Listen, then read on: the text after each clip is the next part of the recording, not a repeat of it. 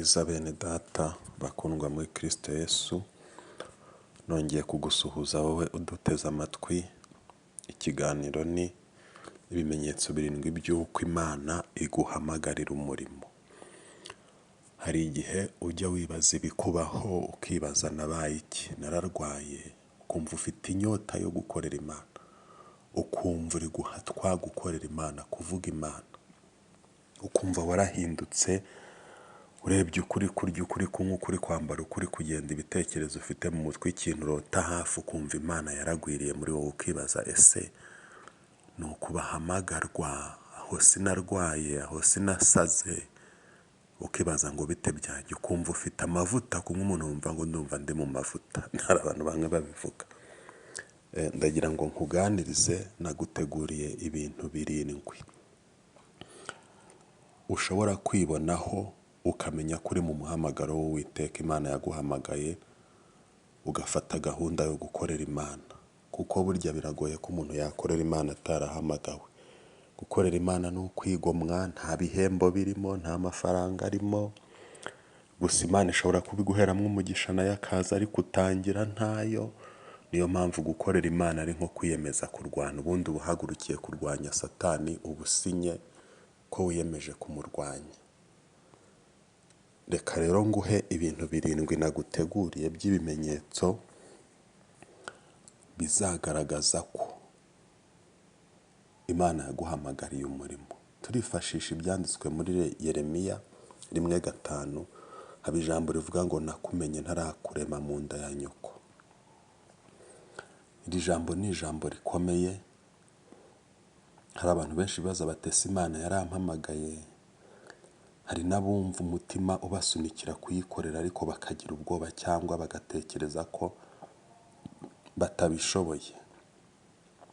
Ibi bintu birindwi rero, nk'uko Yeremiya yabwiraga Imana, nako yabwiraga Yeremiya ko yamuhamagaye ikamumenya itaramurema, atararemwa. Imana yari imuzi, ikamuhamagara, ikamushyiraho gukora umurimo. Niko nawe ngiye kukubwira ibi bintu birindwi, nusanga bikuriho umenye ko atari ku bwa Yeremiya gusa, ahubwo n'ubu Imana iracyahamagara abantu bayo. Imana nishimwe. Ikintu cya mbere kiranga umuntu wahamagawe ni ukugira inyota ikomeye yo kwegera Imana. Iyo Imana itangiye kuguhamagara, ugenda ugira inyota yo gusenga, gusoma Bibiliya no kumenya Imana kurushaho. Ntabwo uba ugikora kubera umuco gusa cyangwa uko usanzwe ubaho, ahubwo umutima wawe uba ubishaka. Niba wumva ufite ubushake bwo kuririmba, jya muri korali. Niba wumva ufite ubushake bwo gusenga, jya muri gurupe senga. Niba wumva ufite ubushake bwo kubwiriza, fata Bibiliya ubwirize. Imana yaraguhamagaye.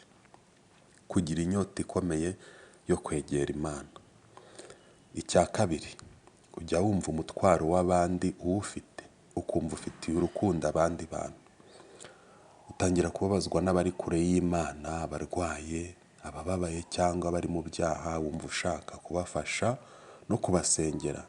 Ibi bishobora kuba ikimenyetso cy'uko Imana ishaka kugukoresha. Kugirira abandi umutwaro, ukumva wasengera umuntu, ukumva wamusabira, ukumva wamufasha. Icya gatatu, ijambo ry'Imana rikugiraho ingaruka zidasanzwe. Ibi byajyaga bimbaho njya kuzura umwuka wera, umuntu uri kubwiriza nkahita njya kumwicara imbere aho mureba, turebana mu maso, nkumva umuriro uramfashe bari kubwiriza. Ese ijambo ry'Imana rikugiraho ingaruka zidasanzwe? Yego, nari nkubwiye nti ijambo ry'Imana rikugiraho ingaruka zidasanzwe.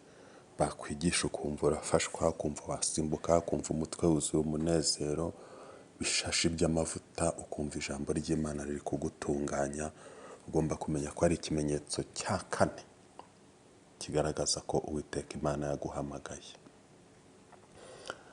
Icya gatanu, Imana ikomeza kukwibutsa ibyayo cyane, ikavugana nawe, ikagutumaho abantu. Njya nibuka Samweli bwo rwose ahamagarwa, ukuntu yakomezaga ajya kubwira umutambyi Eli ngo ndakwitabye, urampamagaye, kandi ari ijwi ry'Imana ari kumva. Cya kane kiravuga ngo Imana ikomeza kukwibutsa ibyayo cyane. hari igihe Imana ikoresha inzozi ikwibutsa umurimo wayo, hari igihe igutumaho abahanuzi, inyigisho cyangwa abantu batandukanye bakakubwira ibintu bisa, ukajya wumva biri kugaruka, ikintu kimwe kiragaruka cy'uko uriho umuhamagaro w'Imana wo kuyikorera. Ubaye umushumba, ubaye umuhanuzi, ubaye umuvugabutumwa, uhawe impano yo gusengera abarwayi se ukumva abantu barabisubiramo ngo uhaye umwuka wera mwana wanjye, ndagutoranije, ibintu nk'ibyo. Iki ni ikimenyetso rero nacyo kizakwereka ko Imana iguhamagariye umurimo. Icya gatanu, twihuta, nubwo wumva ufite intege nkeya ariko wumva ushaka gukorera Imana. Uyu munsi ushobora kwireba ukabona uri umunyantege nke, ukavuga ndi umunyantege nke, hari n'utwo ushobora kwibonaho tw'utwaha n'ingeso, ariko ukumva urashaka gukorera Imana, ukumva nta n'ikindi kintu cyabiruta, yewe ukavuga uti ahubwo se birashoboka ko nabigira akazi, ukumva ufite ubushake.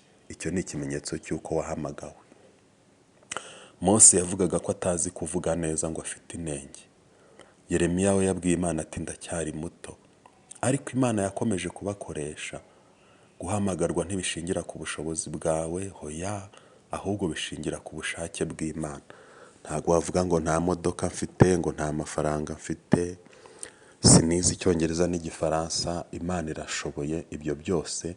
Niba rero wiyumvamo ko ufite ubushake wiri byo gukorera Imana, icyo ni ikimenyetso cya gatanu kigaragaza ko Imana yaguhamagaye.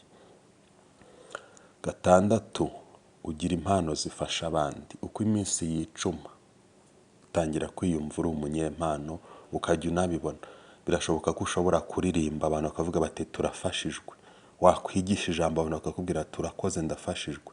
Gusenga, umushumba aguhaye gusenga mu iteraniro cyangwa mu muryango, mu rugo, muri family, mu nshuti, muri groupe, abantu bakavuga bati isengesho ryawe ryankoze ku mutima. Gutera abandi imbaraga cyangwa kubayobora, gutera ikorasi, kwikariginga abantu gukora ikintu runaka, aho naho ni ikimenyetso. Akenshi Imana iha umuntu impano zijyana n'umuhamagaro we. Kwibaza ngo ko numva mfite umuhamagaro ngo nzakora iki, ngo nzagira izihe mpano, ni ahangaha. Niba uririmba ukumva ni sawa, biragufasha, n'abandi bakakubwira ngo uri kudufasha, ubwo uri umunyamuhamagaro, uzaba n'umuririmbyi. Kwigisha, wakwigisha akantu ako ariko kose abantu bati kararyoshye, se wagasubiramo, ese uzagaruka. Gusengera abantu, umuntu usengeye niba ari umutwe ntiwongera kumurya, usengeye niba ari icyifuzo yari afite kirasubizwa, umuntu akarara neza kuko wamusengeye. Hari umuntu wigeze umbwira ati nasinziriye, twarasenganye, arambwira ati wansengeye ndasinzira. Ibi rero byose aba ari ibimenyetso bikwereka ko Uwiteka yaguhamagariye gukora umurimo we. Turagira ngo dukomeze turebe ikimenyetso cya karindwi cy'umuntu Uwiteka yahamagariye gukora umurimo we. Ntugira amahoro iyo wirengagije ihamagarwa. Ukumva urahatwa gusengera umuntu ukabifunga, ugeraho ukamera nk'umuntu washatse kujya kwihagarika ntageyo, yumva agiye guturika. Byo nkubwira ni ukuri, wanaryama ntusinzire. Iyo ugerageje guhunga iby'Imana iguhamagarira, umutima wawe ntiworoherwa, wumva hari ikintu kibura. Nk'uko byagendekeye Yona, Imana ikomeza kugusubizaho yaguhamagariye.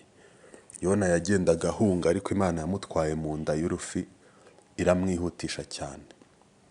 Iki kimenyetso cya karindwi rero, ntugira amahoro iyo wirengagije ihamagarwa.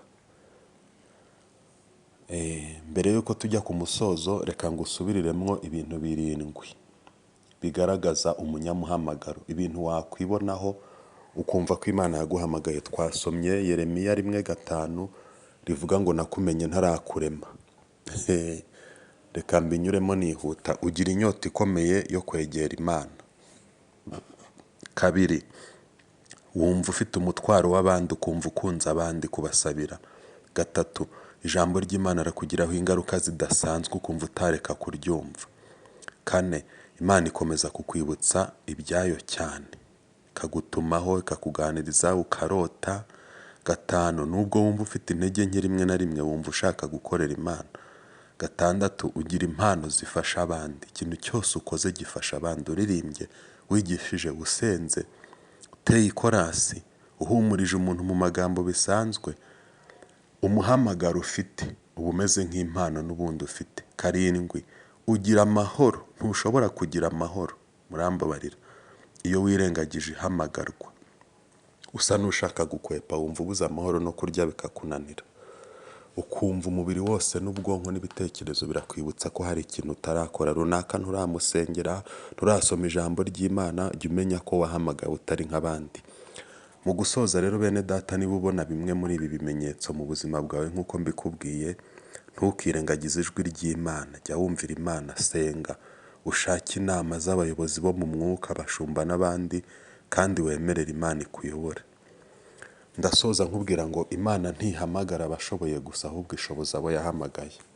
Ntabwo ari ngombwa ngo ube ufite ibidiplome bya PhD, za dogitora, za post graduate n'izindi muri theology, ahubwo icy'ingenzi ni uko wumvira Imana. Samweli ngo yasangaga Eli aza kumenya ko umwana yahamagawe, aramuhumuriza. Uwiteka rero ni uku nguku akora. Imana ntihamagara abashoboye gusa, mbikwibutse, ahubwo ishoboza abo ihamagaye. Niba wiyumviseho ibimenyetso 7 nakubwiye, menya ko Uwiteka yaguhamagaye. Haguruka, itaba ijwi ry'Imana, korera Imana, senga, ririmba, bwiriza, bamaso, impano zawe zizarerwa. Abashumba barahari bazakurera, abanyempano bakubanjirije. Egera Imana kuko yaraguhamagaye. Fatanya nanjye usenge iri sengesho muri uyu mugoroba, wumva iki kibwirizwa, kugira ngo Imana, cyangwa se iki cyigisho gitandukanye, iki cyegeranyo naguteguriye, Imana igukomereza impano yaguhaye. Uburyo uziga irabizi, uburyo uzahugurwa irabizi, ariko emera umuhamagaro we. Kurwana n'umuhamagaro, utamera nka wa muntu ushaka kwihagarika akabifunga. Bishobora kurangira turitse cyangwa se yisobeyeho, cyangwa akoze ibindi bintu bidakwiriye, cyangwa umubiri we ukarwara. Nawe rero nutumva umuhamagaro w'Imana, hari umuntu wampanuriye arambwira ngo aho kugira ngo Imana iguhombe yaguhombya. Korera Imana uyumvire rero itaragira aho iguhombya, wumvire umuhamagaro kuko urawufite. Senga iri sengesho uti: Imana Data, ndagushimiye kuko wampamagaye. Fungura amaso numve neza umuhamagaro wanjye. Mu butwari bwo kukumvira no kugukorera n'umutima wanjye wose. Mbisenze mu izina rya Yesu Kristo umwami wacu, amen. Uwiteka Mana, uyu muntu akurikiye iki kiganiro asanze ari umunyamuhamagaro, waramutoranije, ntabwo ameze nk'abandi. Abantu badasanzwe mu murimo babaho, kandi ni wowe uhamagara. Ndamusengeye, musabiye imbaraga mu buhanuzi bwe, nabo umunyembaraga mu kwigisha abandi, nabo umunyembaraga muri korali, nabo umunyembaraga mu mirimo itandukanye, gufasha abakene, kujya mu barwayi, gusengera abarwayi, imirimo yose, kuko yemeye kujya kugukorera, akabatizwa, agakizwa. Niba asanzwe akijwe, yemeye kwirekura akagukorera. Mwambika imbaraga, ube mu ruhande rwe, umugirire neza, umushoboze, kubera ko ntabwo ujya uhamagara abakomeye, ahubwo ukomeza abo wahamagaye. Niko wabigenje kuri Dawidi, umuhindura umuntu ukomeye. Samusoni avuka bigoranye, akora ibikomeye. Ni benshi. Yozefu nta buzima yari afite, ariko wamugize umuntu ukomeye. Kandi ujye udushoboza gukiranuka no kwirinda ibyaha, kuko ushima umuntu uba mu muhamagaro wawe gukiranukira. Bisenze n'izi izina rya Yesu rikomeye, rifite imbaraga n'ubutware, none n'iteka ryose, amen. Imana ibahe umugisha.